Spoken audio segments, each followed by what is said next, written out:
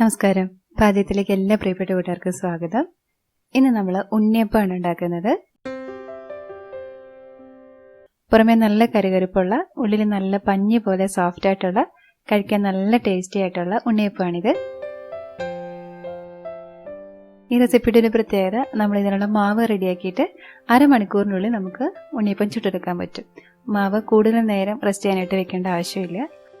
പച്ചരി, പാളയംകോടൻ പഴം, ശർക്കര, ഇത്രയാണ് നമ്മുടെ ഈ ഉണ്ണിയപ്പത്തിലെ മെയിൻ ആയിട്ടുള്ള ചേരുവകൾ. പിന്നെ നല്ലൊരു ഫ്ലേവർ കിട്ടാനായിട്ട് കുറച്ച് ഏലക്ക, പിന്നെ ഒന്ന് കടിക്കാനായിട്ട് ഒരല്പം എള്ള്, പിന്നെ കുറച്ച് തേങ്ങാക്കൊത്ത്. ഇത്രയും മാത്രം മതി നമ്മുടെ ഈ ഉണ്ണിയപ്പത്തിലേക്ക്. 1 കപ്പ് പച്ചരിക്കുള്ള ഉണ്ണിയപ്പമാണ് ഞാനിവിടെ ഉണ്ടാക്കുന്നത്. ഞാനീ പറയുന്ന അളവിൽ നമുക്കൊരു 28 ഉണ്ണിയപ്പം ഉണ്ടാക്കാനായിട്ട് പറ്റും. നമ്മുടെ ഉണ്ണിയപ്പം സോഫ്റ്റ് ആകാനായിട്ട് നമ്മൾ പ്രധാനമായിട്ട് ശ്രദ്ധിക്കേണ്ട ഒരു കാര്യമാണ് നമ്മൾ എടുക്കുന്ന പച്ചരി. ഇതുപോലെ ചെറിയ ടൈപ്പ് പച്ചരി കൊണ്ട് ഉണ്ടാക്കുമ്പോഴാണ് ഉണ്ണിയപ്പം നല്ല സോഫ്റ്റ് ആയിട്ട് കിട്ടുന്നത്. നമുക്ക് നീളത്തിലുള്ള പച്ചരി മേടിക്കാൻ കിട്ടില്ല, അത് ഇതുപോലെ. പക്ഷെ ഇതുകൊണ്ട് ഉണ്ടാക്കുമ്പം ഉണ്ണിയപ്പം അത്രയ്ക്കും സോഫ്റ്റ് ആവാറില്ല. ഈ ചെറിയ ടൈപ്പ് പച്ചരി കൊണ്ട് ഉണ്ടാക്കുമ്പോൾ ഉണ്ണിയപ്പം സോഫ്റ്റ് ആകാനായിട്ട് നമുക്ക് ഈ പാളയംകോടൻ പഴം അല്ലാതെ വേറെ ഒന്നും ചേർക്കേണ്ട ആവശ്യമില്ല. ബേക്കിംഗ് സോഡയോ അല്ലെങ്കിൽ മൈദ, ഗോതമ്പൊടി അതൊന്നും ചേർക്കേണ്ട ആവശ്യമില്ല. അല്ലാതെ തന്നെ നല്ല സോഫ്റ്റ് ആയിരിക്കും നമ്മുടെ ഉണ്ണിയപ്പം.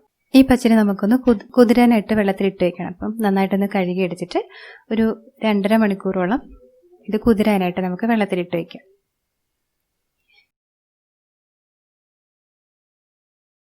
ഇനി നമുക്ക് ശർക്കര ഉരുക്കിയെടുത്ത് അതിലെ കരട് മാറ്റിയെടുക്കണം.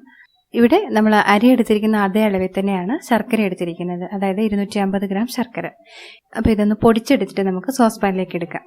ഇതിങ്ങനെ പൊടിച്ചെടുത്താൽ പെട്ടെന്ന് തന്നെ ഉരുക്കി കിട്ടിക്കോളൂ. ഇനി ഇതിലേക്ക് ഒരു 1/4 കപ്പ് വെള്ളം കൂടി ചേർത്ത് കൊടുക്കാം. എന്നിട്ട് ഇതിലെ ഈ കട്ടയൊക്കെ നന്നായിട്ട് അലിഞ്ഞ് നന്നായിട്ട് തിളച്ച് വരുന്നവരെ നമുക്കിതൊന്ന് ചൂടാക്കി എടുക്കാം. ഇപ്പോൾ ഇതായിട്ടുണ്ട്. നമുക്ക് ഫ്ലെയിം ഓഫ് ചെയ്യാം. എന്നിട്ട് ഇത് അരിച്ചെടുത്ത് മാറ്റി വയ്ക്കാം.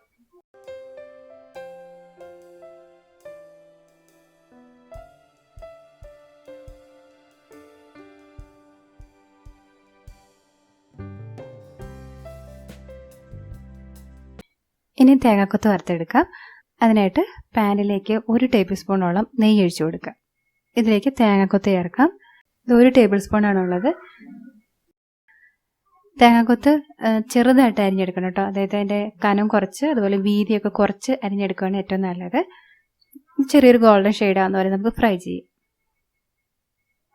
ഇതിപ്പോൾ റെഡി ആയിട്ടുണ്ട്. ഈ ഒരു പാകമാകുമ്പോൾ നമുക്ക് ഫ്ലെയിം ഓഫ് ചെയ്തിട്ട് ഇത് മാറ്റി വയ്ക്കാം.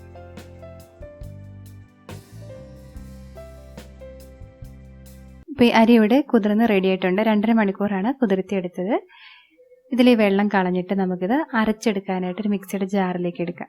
ഇത് ഒറ്റ തവണയായിട്ട് അരച്ചെടുക്കാം. 1 കപ്പ് അരിയല്ലേ ഉള്ളൂ. ഇനി ഇതിലേക്ക് നമ്മൾ റെഡിയാക്കി വെച്ച ശർക്കര പാനി ചേർത്ത് കൊടുക്കുക. ശർക്കര പാനി ഇവിടെ നന്നായിട്ട് ചൂടാറി തണുത്തിരിക്കുകയാണ്. അപ്പോൾ അതൊന്നുകൂടി തിക്കായിട്ട് വന്നിട്ടുണ്ട്. ഇതിപ്പോൾ ഒരു 1/2 കപ്പിനേക്കാളും അല്പം കൂടി കൂടുതലുണ്ട്. ഇതിൻ്റെ പകുതി അളവ് ആദ്യം ഒഴിച്ചു കൊടുക്കാം. എന്നിട്ട് ഇത് അരി അരയ്ക്കുന്ന സമയത്ത് നമുക്ക് ആവശ്യം വരും, അതനുസരിച്ച് ഇത് ഒഴിച്ചു കൊടുത്താൽ മതി. ഇതിൻ്റെ ഒപ്പം നമുക്ക് ഏലക്ക ചേർത്ത് കൊടുക്കാം. ഒരു 4 ഏലക്ക എടുക്കുന്നുണ്ട്. അതിൻ്റെ തൊണ്ട് കളഞ്ഞിട്ട് ഇതിലേക്ക് ചേർത്ത് കൊടുക്കാം. ഇനി 1 നുള്ളു ഉപ്പും കൂടി ചേർക്കാം. ഇനി ഇത് നന്നായിട്ട് അരച്ചെടുക്കാം. ഇത് കഴിയുന്നത്രയും നന്നായിട്ട് അരച്ചെടുക്കാനായിട്ട് ശ്രദ്ധിക്കുക. നമ്മൾ ഈ ശർക്കര പാനിയിൽ അരയ്ക്കുന്നതുകൊണ്ട് ഇത് അത്രയ്ക്കും സ്മൂത്തായിട്ട് നമുക്ക് അരയ്ക്കാൻ പറ്റില്ല. ചെറിയൊരു തരിതരിപ്പ് ഉണ്ടാകും. ആ ചെറിയൊരു തരിതരിപ്പ് കുഴപ്പമില്ല, പക്ഷെ വലിയ തരിയായാലും ഉണ്ണിയപ്പത്തിൻ്റെ സോഫ്റ്റ്നെസ് കുറഞ്ഞു പോകും. ഇനി നമുക്കിതിലേക്ക് പഴം കൂടി ചേർത്തിട്ട് അരച്ചെടുക്കാം. ഇതിലേക്ക് 3 പഴമാണ് എടുത്തിരിക്കുന്നത്. 150 ഗ്രാം പഴമാണ് നമുക്ക് വേണ്ടത്. ഇത് ചെറിയ പഴം ഇതുകൊണ്ട് 3 എടുത്തിട്ടുണ്ട്. വലുതാണെങ്കിൽ 2 എടുത്താൽ മതിയാവും. ഇത് അരച്ചെടുത്തിട്ട് വരാം.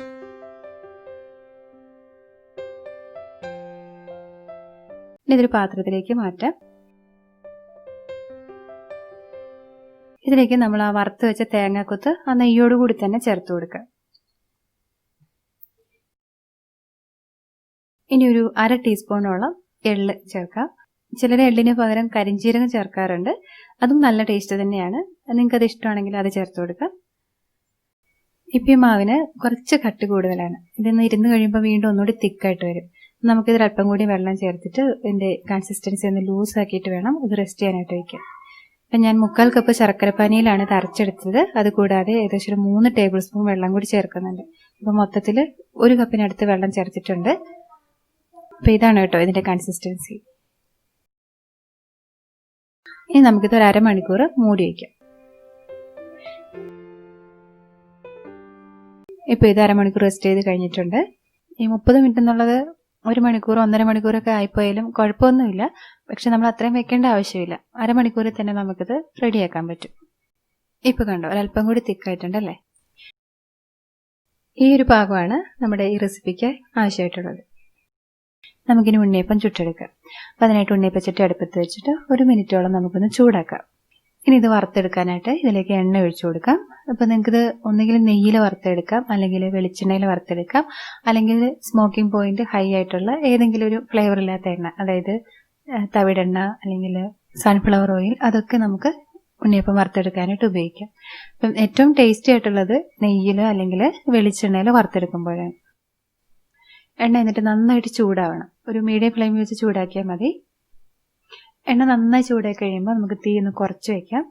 എന്നിട്ട് ഇതിലേക്ക് ഉണ്ണിയപ്പത്തിന്റെ മാവ് ഒഴിച്ചു കൊടുക്കാം. മാവ് ഇതുപോലെ ഒരു ഗ്ലാസ്സിലാക്കിയിട്ട് ഒഴിക്കുകയാണെങ്കിൽ നമുക്ക് കൂടുതൽ സൗകര്യമാണ് ഒഴിച്ചു കൊടുക്കാനൊക്കെ. ഓരോ കുഴിയിലും ഒരു 1/4 ഭാഗം മാവ് വരുന്ന പോലെ ഒഴിച്ചു കൊടുത്താൽ മതി.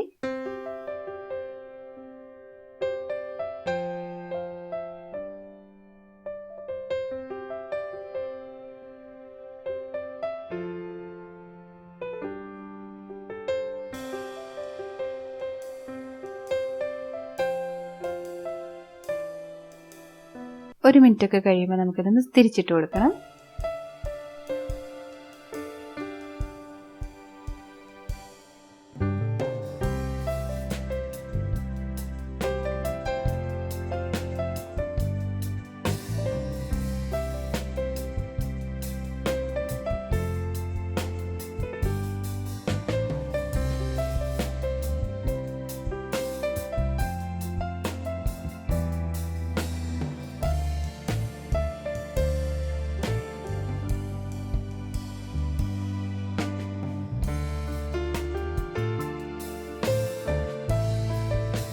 ഒരു 30 സെക്കൻഡ് കഴിഞ്ഞാൽ വീണ്ടും ഒന്നുകൂടി തിരിച്ചിടാം.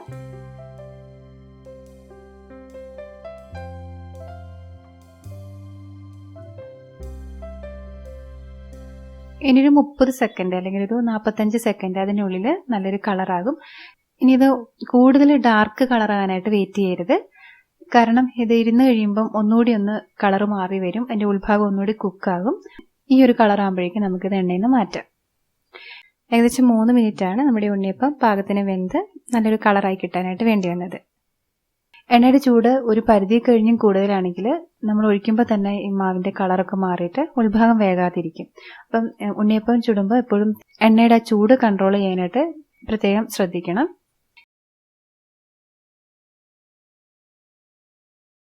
ഇതേപോലെ മുഴുവനും റെഡിയാക്കി എടുക്കുക.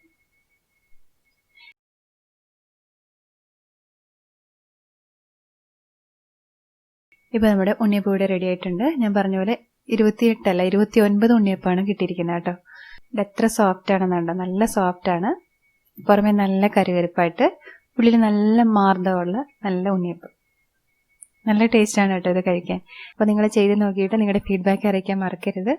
അതുപോലെ ഈ വീഡിയോ ഒന്ന് ലൈക്ക് ചെയ്യാനും ഫ്രണ്ട്സിനും റിലേറ്റീവ്സിനൊക്കെ ഒന്ന് ഷെയർ ചെയ്ത് കൊടുക്കാനും മറക്കല്ലേ. ഈ ചാനൽ നിങ്ങൾ ആദ്യമായിട്ടാണ് കാണുന്നതെങ്കിൽ സബ്സ്ക്രൈബ് ചെയ്യാനും പുതിയ വീഡിയോസിന് നോട്ടിഫിക്കേഷൻ കിട്ടാനായിട്ട് അരികിലുള്ള ബെൽ ബട്ടൺ പ്രസ് ചെയ്യാനും മറക്കല്ലേ. അപ്പോൾ നമുക്ക് വീണ്ടും നല്ലൊരു റെസിപ്പിയിലൂടെ കാണാം. അതുവരെ നന്ദി, നമസ്കാരം.